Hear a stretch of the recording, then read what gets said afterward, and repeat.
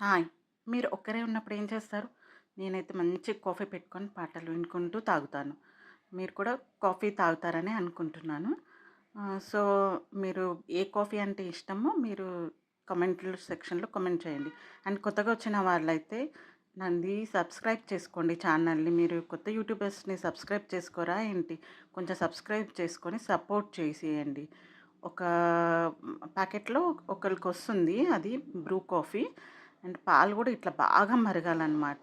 మరిగితేనే taste గూడా ఉంటుంది. And 1 spoon brown sugar వేసుకున్నాను నేను. అండ్ పాలు మరిగిన పాలు పోసేసుకొని మంచిగా టేస్టీ కాఫీ తాగేయడమే పాటలు వినుకుంటూ.